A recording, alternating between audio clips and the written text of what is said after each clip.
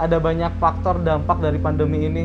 Salah satunya adalah kesedihan dari anggota keluarga yang kehilangan orang tuanya, keluarganya sendiri karena COVID-19 ini, seperti itu ya. Datang ke sini dengan mengeluhkan sering sakit kepala dan sulit tidur, seperti itu.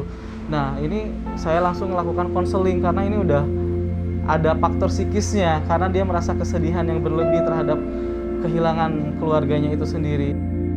Pandemi COVID-19 tidak hanya berdampak pada kesehatan fisik, namun juga kesehatan mental.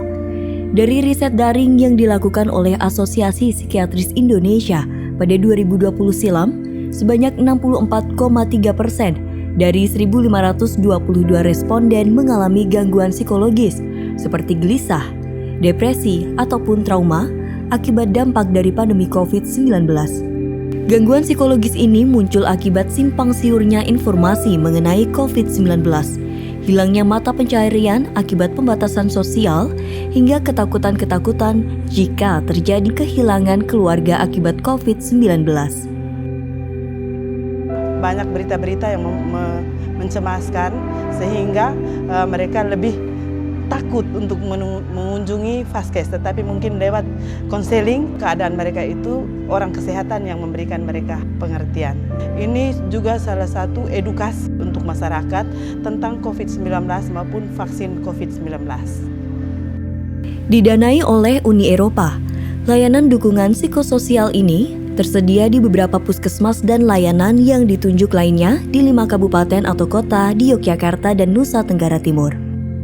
Hingga Desember 2021, tercatat 6.618 orang telah mengakses layanan ini dengan tingkat kepuasan sebesar 81%.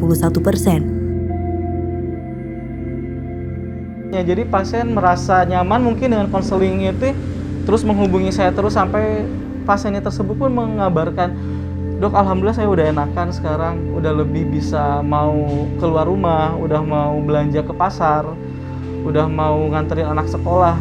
Contoh kecilnya seperti itu.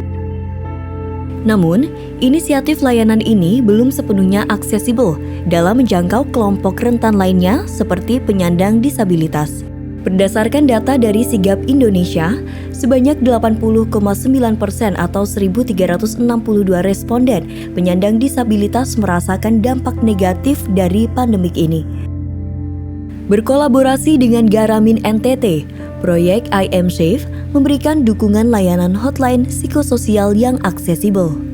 Banyak teman-teman disabilitas dan non-disabilitas yang kehilangan pekerjaan, bahkan lebih banyak berdiam diri di rumah sehingga tingkat stresnya itu meningkat. Nah, layanan dukungan psikososial ini penting karena mereka bisa mengaksesnya dan bisa berbagi cerita mereka ke saya. Lalu layanan dukungan psikososial ini sangat aksesibilitas bagi semua orang termasuk disabilitas dan kelompok rentan lainnya.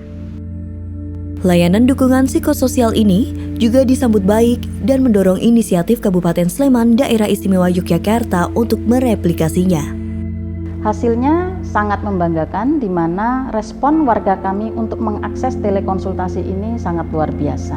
Dan beberapa di antaranya telah ditindaklanjuti oleh puskesmas kami dengan melakukan kunjungan rumah agar isu kesehatan mental yang dialami warga kami tidak menjadi berat dan berkepanjangan.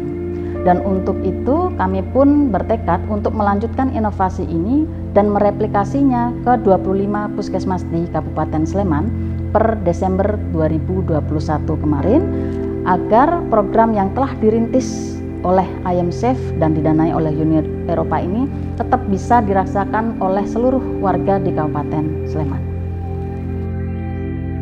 Video ini diproduksi dengan bantuan hibah dari Uni Eropa. Pendapat atau pandangan yang dinyatakan dalam video ini sepenuhnya merupakan tanggung jawab Humanity and Inclusion, JIS Timor, dan Sigap Indonesia, dan bukan mencerminkan pendapat atau pandangan Uni Eropa.